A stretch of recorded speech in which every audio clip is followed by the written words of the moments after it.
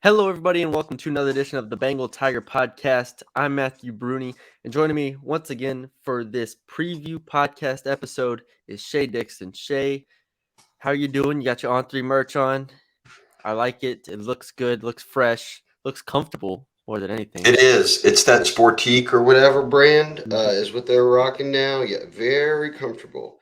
I think that's what it's called. Sportique. Yeah, yeah. Portique. Okay. It's Okay. it's I don't know if we have a shop for everyone. We eventually got to see about that. See if the fans can get in into the shop and buy some stuff. But your stuff's on the way, Matty B. Don't worry, we'll get you handled first. I'll get it. We'll be good. We'll be good. I can finally start rocking the gear. Um, but Shea, we have a lot to talk about, but we've also done so much throughout the week on player availability, on previews, on the film studies that I wrote. All of this stuff we're gonna kind of squeeze together in a podcast and give people obviously not the full version because we'd be here for like an hour or two, but we're gonna give them the bullet points that they need to know going into this Mississippi State game, and we'll end it with our predictions. Obviously, that's what everybody's here for because we are the experts. Obviously, and we'll touch on injury reports, breakout candidates, things to watch, and kind of go from there. So you ready? I am. Let's rock All it. right. Injury report is where we're gonna start. For those who don't know, I wrote a story last night, which was free actually on our site, so you can check that out. On Seven Banks, Colby Richardson, B.J. Ojolari, and Quincy Wiggins being the four big names coming back from injury. Quincy Wiggins was the only one who's still not 100% at this moment, but the other three are expected to be back and be, I'd say, contributors for the most part. Wouldn't you say? I would absolutely say so. It seems like you wrote down, kind of did a little breakdown piece on it, but Seven Banks hasn't. I mean, Seven Banks got injured to start last year at Ohio State, missed some games, got injured at the back end of the season, missed 3 games, had hip surgery, hasn't played in a game since then. So if you're thinking missed a few games November, he's coming up on 11, I mean, 10 plus months of not playing any live ball in terms of tackling and everything like that. So there's an expectation that there's going to be some rust there. That's what Brian Kelly said. So he'll be a rotational guy. Colby Richardson, the McNeese transfer, who played a lot in week 1 and they got banged up in week 2. He was a starter both games. Seems like he'll be fine, as you noted. Wiggins, special teams guy, as he called it, like a Liz Frank sprain. I guess he didn't have a tear, Mm-hmm. but Kelly called it a sprain. So he'll do some special teams, and they said by next week he'll be kind of near 100%. But I think the biggest one, right, is the guy who wasn't injured, the guy who's missed 15 games and hasn't played since 2020, and John Emery. And LSU's run game has sort of been non-existent, Matty B. Beyond Jaden Daniels, if we're being real. I mean, Armani Goodwin popped off a couple of maybe 2 runs, big runs in that Southern game. Again, it's Southern, and Yeah. Noah Kane punched in goal line carries in both games, which you'll take it, but they haven't found that guy that they can kind of just ride. And again, rust will be a factor, I think, with Emery. He hasn't, certainly, like timing and making sure all the pass pros there and all of that. When you haven't played since 2020 to now 2022, this will be his first game. No matter the talent level, there's going to be a little bit of a learning curve just to kind of get back into the flow of the game. But it's big. I don't care if he's at 70% of kind of shaking off the rust. I think that's probably better than what they had without him. I I agree. Yeah, so you weren't sold on the Josh Williams touchdowns against Southern. Dog, my bad. I didn't mean to do that to him. No, hey, no hating on Josh Williams. This man walked on and probably has been their most consistent back, at least number 2 back over the past couple of seasons, or at least someone that both Orgeron and Kelly and them played. It was like Yes. a lot of times he was playing under Orgeron, and people were like, "What is he doing? Why are they playing Josh Williams?" Well, they changed to Kelly. They moved Frank Wilson in as running backs coach, and he still plays. So clearly, there's That something they like that in is a a that Houston is the walk yeah, on. that is the story that I would be interested in Josh Williams of trajectory. We need to call the advocate, get Wilson on it. But I agree. I think John Emery's probably obviously BJ Ojolari. We expected him to be back and be fine for this game. So excluding him, I think John Emery has the potential to change this game in ways that I don't know if the other ones do. Like, yes, Seven Banks and Colby Richardson, probably Colby more than Seven, will have a lot on their plate.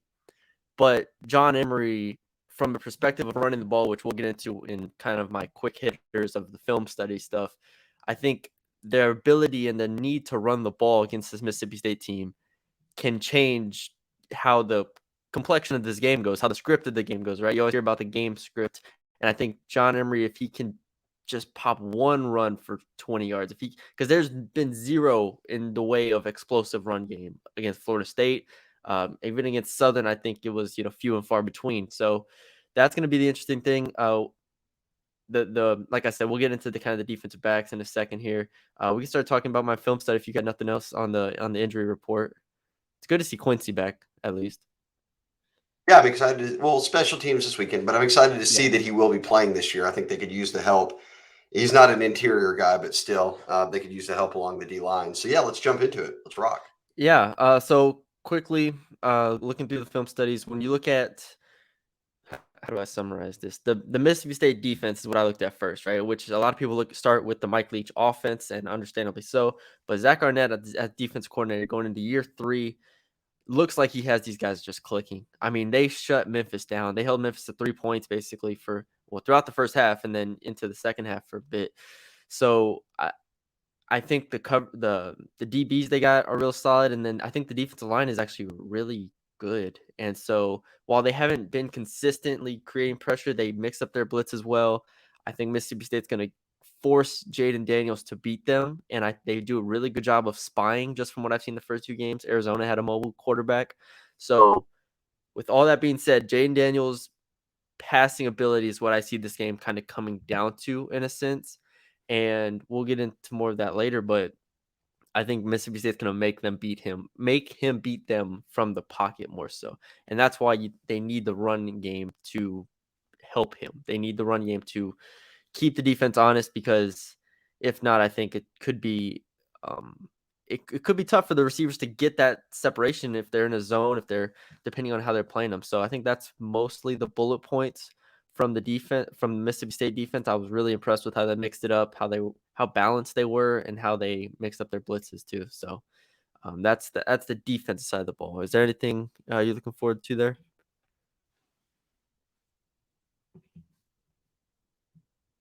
Hold on, you're muted.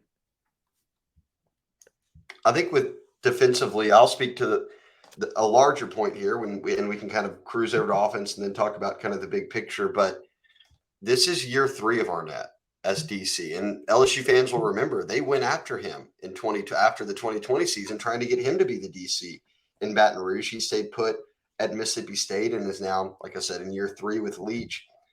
He returns 8 of his starters. That's the same on offense as well. So you've got 8 guys back. Also the starting kicker, also the starting punter. I'll get to all that kind of big picture stuff in a minute. But let's see. I had the stat written down here. I believe it is 8 of their, Matty B, maybe 9 of their, 11 of the top 14 tacklers from a year ago are back on this team and have been playing the first 2 weeks. So I think it kind of just drives home the point that, like, Arnett settled in. He's got talent, more talent than they had when they started at Mississippi State.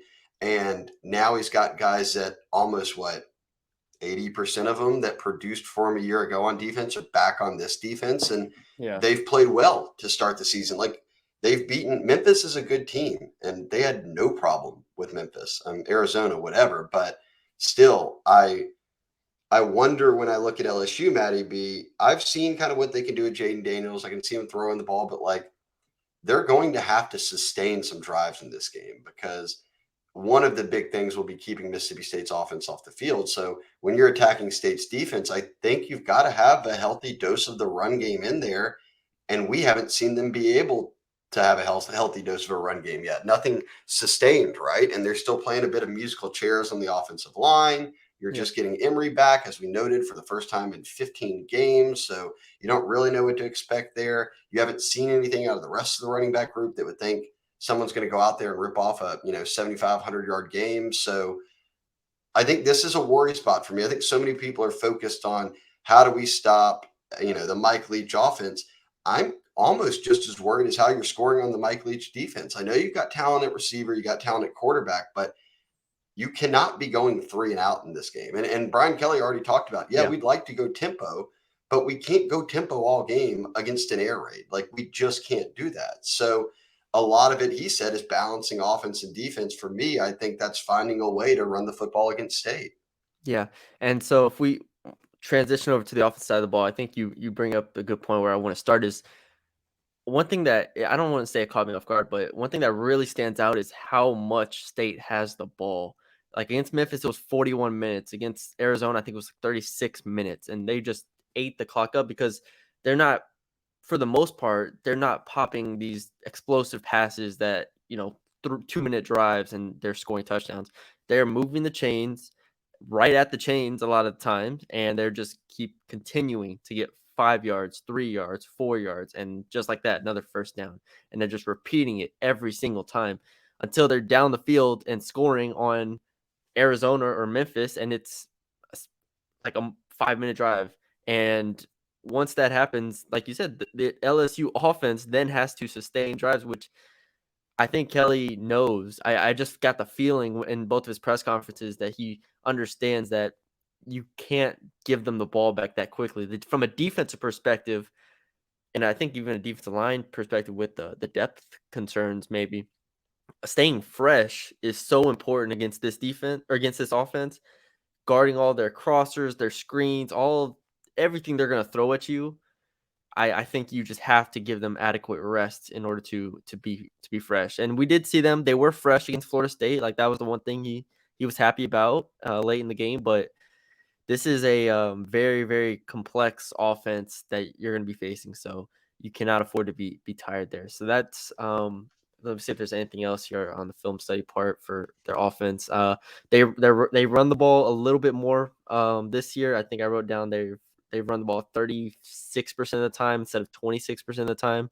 So that's through 2 games, obviously. So not a huge sample size, but still something to look forward to there. I think they're going to have to defend against the run, and I think we're going to see a lot of those dime packages, which we'll get into, as we talk about breakout candidates and stuff like that.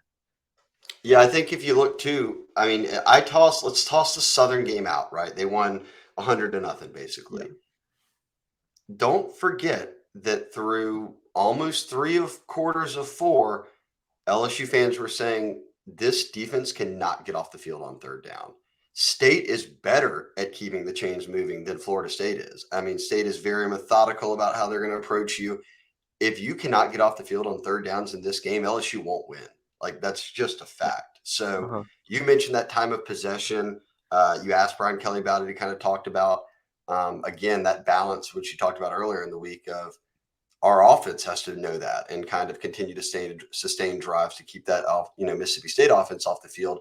If I'm like ranking what LSU has to do to win this game, getting off the field on third down is probably like number 1 or 2, because if they don't, it's going to just be a really, really long day because State will just take what you give them. And if you keep doing that, you're never going to get the ball back and they'll just keep scoring. So I did like in your film studies too, 2 things I guess I didn't realize just coming off of watching State a year ago and reading about them a good bit.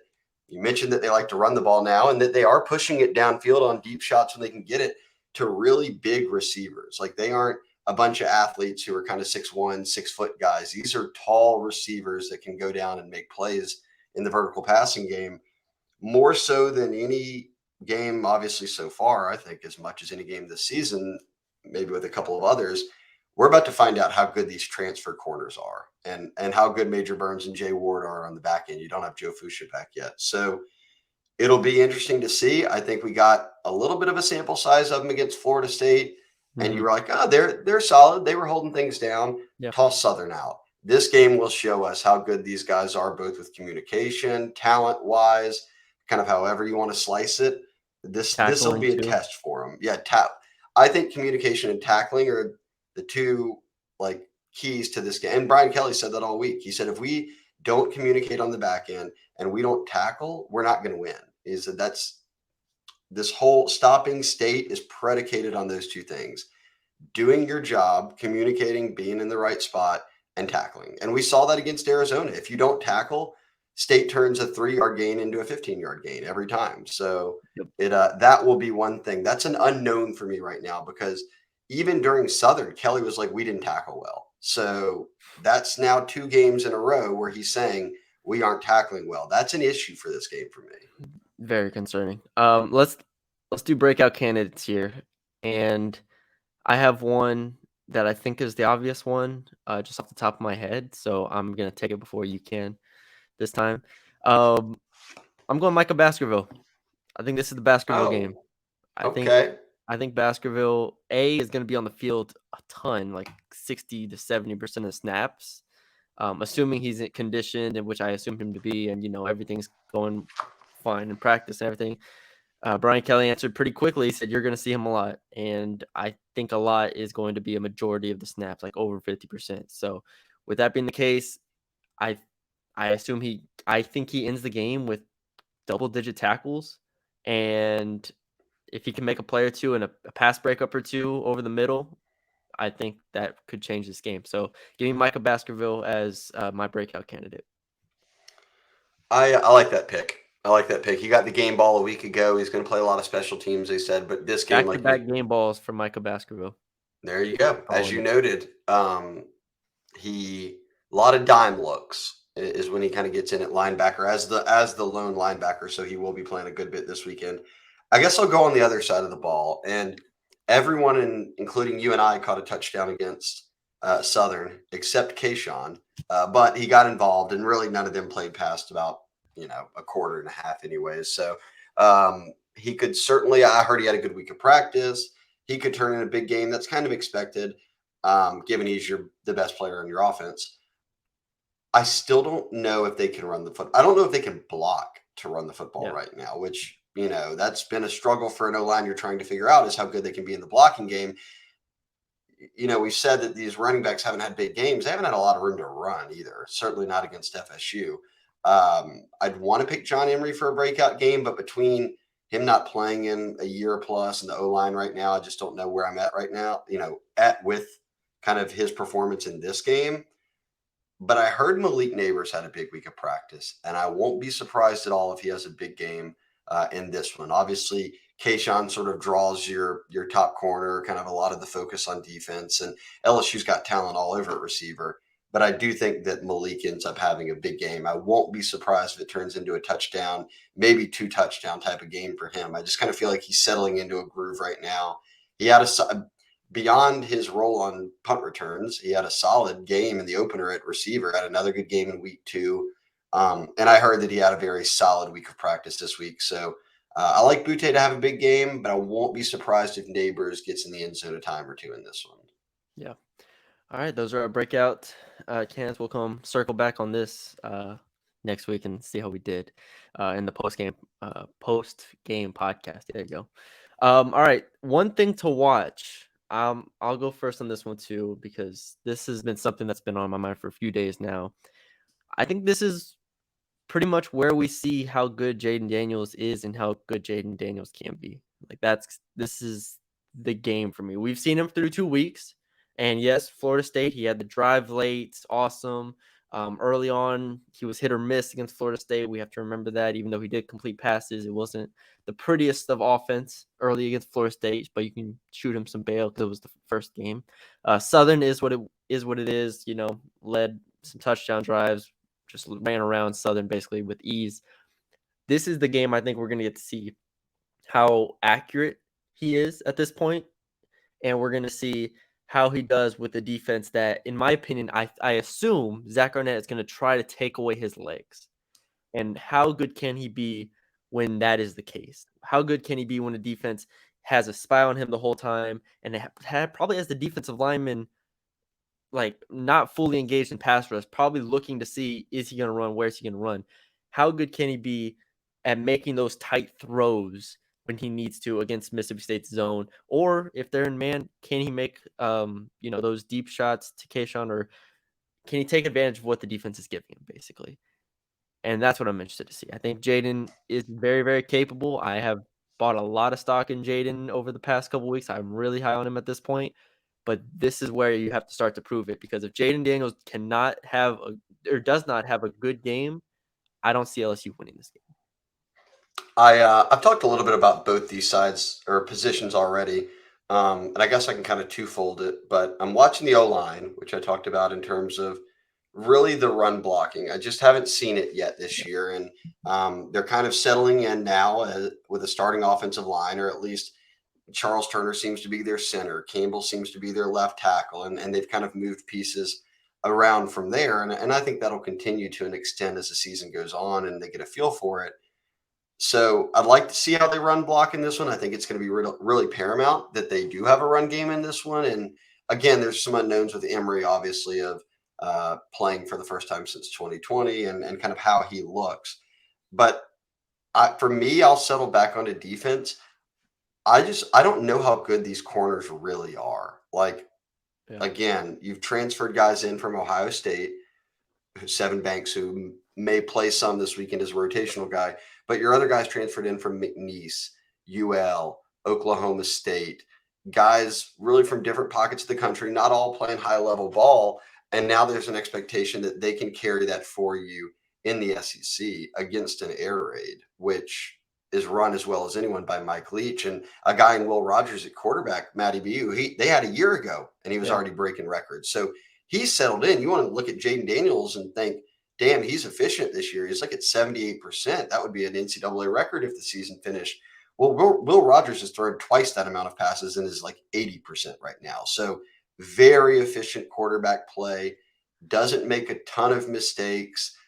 I just want to see if the LSU DBs can rise to that occasion, because even then, I love Major Burns and Jay Ward, but Kelly has said multiple times, look, those guys got to clean some things up in terms of communication. And because of it, they moved Ward down to nickel and put Greg Brooks, who was at nickel, back at safety against Southern, and they're going to stick with that this week. So even where you've got experience, and I know Greg Brooks is a transfer, but it's from Arkansas, and he played 4 years there. He's a very good player. So even though there's experience at safety, Kelly's still saying, look, they've got to be on the same page. They've got to make sure they're tackling well, all of these different things. Then I look at corner and I still feel like I don't know anything about how good these guys are. So I think after Saturday, we'll know more one way or the other about kind of the upside or sort of the floor of what this kind of cornerback room might be. Yeah, it's a good point. I'm glad you brought up Will Rogers because he has been very, very good this year.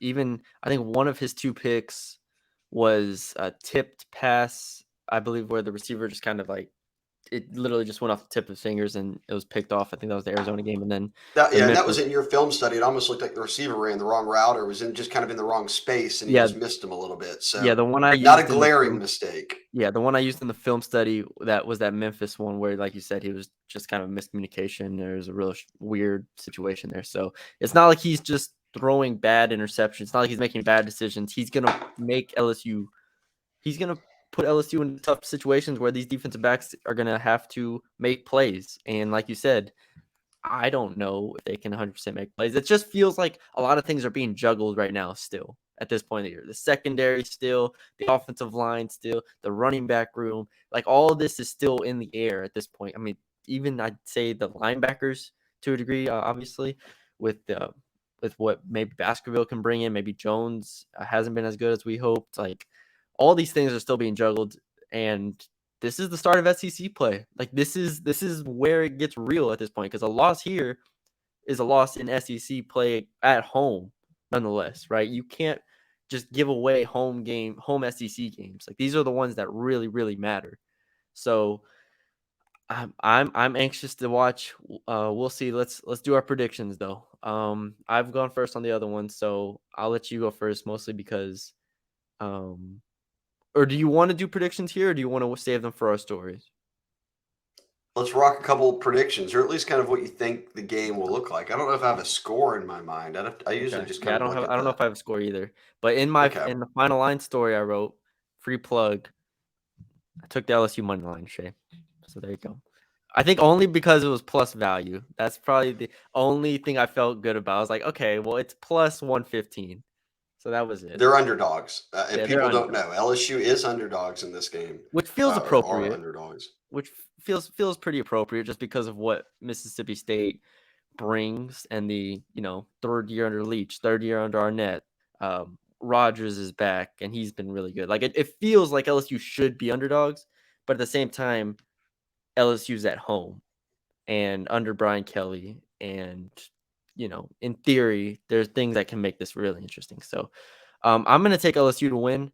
Score right now, I don't know. We'll see on the prediction piece that we write, but I think LSU has enough to pull this out at home. I think the defense will make a play or two that maybe we don't expect them, or Mississippi State might just make a mistake. And I think this is gonna be really, really close. Going in the fourth quarter, I can see it being tied, and it's gonna come down to a mistake or two. And I think LSU can get it done on both ends. So there you go. Okay, I'll read off these 5 things. I posted this on the board as kind of what I was thinking going into this one on the state side, and some of it you can kind of then think about what LSU has when you're comparing it. You let off with that. Year 3 of Leach as offensive coordinator and Arnett as defensive coordinator. So you're settled in, right, as a team. 8 starters on offense back, 8 starters on defense back, your kicker's back, your punter's back. There's no real question marks from a year ago to now of how do we fill these holes? How are we going to look? How's this person going to be? They've got that largely figured out. We've already seen them play a couple of solid games, so everything seems good to go there. We've talked about the offense. It's predicated on you not tackling and not communicating well. That's literally the 2 areas that Brian Kelly said they're having issues with across the first 2 games. We talked about quarterback-wise, Will Rogers. He's settled in. He knows how to run Leach's offense. He's already been breaking some records at state. So we've touched on that. They've got a very good quarterback for this offense. They've had more talent now on this team, and certainly on defense, I think, than they had the past couple of years. And as I said at the beginning, 11 of the top 14 tacklers are back from a year ago. LSU had 39 scholarship players at the bowl game, and they just redid a staff from top to bottom, head coach to every coordinator to every assistant minus the O-line coach to all the analysts. We've seen them now play a tough game with Florida State, an easy one with Southern. Not sure how much I'm going to take away from the Southern game beyond that they did have a good sense of urgency kind of right out of the gates in all phases of the game. But I look at all that on state. LSU doesn't have any of that. Like, people are going to say, like, how is LSU an underdog? Like, they have more talent than state, and they have better coaches than state. You can get into the weeds on those arguments. Yeah, they might have more talent, but they don't have all those other things that come with being a good football team, which is the stability that state has right now. I mean, there are people out there that think state should be knocking on the door for a top 10 ranking right now. They don't have it, but people are saying y'all are sleeping on Mississippi State. And if they go out there and beat LSU, watch, state's going to rise up the rankings and everyone's going to be talking about them. They're just not doing it this week because they played Memphis and Arizona, and it's kind of a forgotten thing because state did lose a handful of games a year ago. But again, they lost almost all of those games by like 3 points. So there's off-season development, and you come into this year where those games that were tight games now swing in your favor. That's where I'm at in this one. I think this one comes down to a very tight game, but I think state has just a little bit more experience in a lot of these departments where they're settled in to where LSU's not. And I picked LSU to lose this game before the season in my preseason prediction thing. I think state's a good team. Like, they're kind of an Arkansas feel to me. And I don't think anybody would be shocked if they lost Arkansas this year. So that's where I'm at. Would I be surprised if LSU won? No. The spread is a minimal one. It's a field goal game. You get a break or two during the game, it swings your way, and you come out with the upset. But going into it, I think that state has more of an advantage than LSU. So I'm going to pick state to win. Yeah, I think everything you hit on is 100% accurate. And you did say, I mean, before the season, you've been high on Mississippi State, and I was the one that was kind of wrong on Mississippi State. I had Mississippi State coming in 6th in my SEC West ballot below, I think it was 6th, below LSU at 5.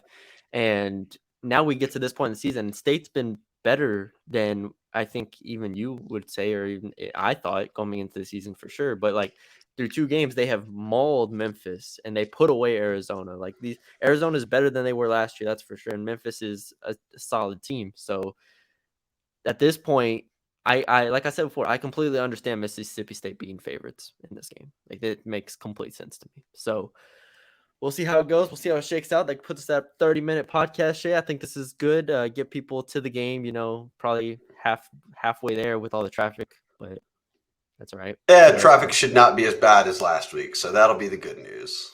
I don't even think this is a sellout, honestly. I haven't seen them announce that. So Yeah, I don't know. That's as long as the traffic's not as bad, I'm cool. I'm cool. you'll be good on that front. That was the biggest thing. So, all right, we thank y'all for joining us. Check us out on YouTube. If you're listening to the podcast, become a subscriber on the YouTube channel. It's free. It's easy. If you're on YouTube, leave us a like, comment, share, and all that good stuff. Leave us a 5-star rating and review if you're listening on the podcast side. You can follow us on Twitter at Matthew Brune and at Shea Dixon, and become a subscriber to the Bengal Tiger for $1 for an entire year. That's right. We are still running the $1 for a year sub, and I mean, it's just obviously worth it because of all the work that we're doing. If you just go over there, so check all that out. We appreciate y'all for joining us, and we'll talk to y'all later.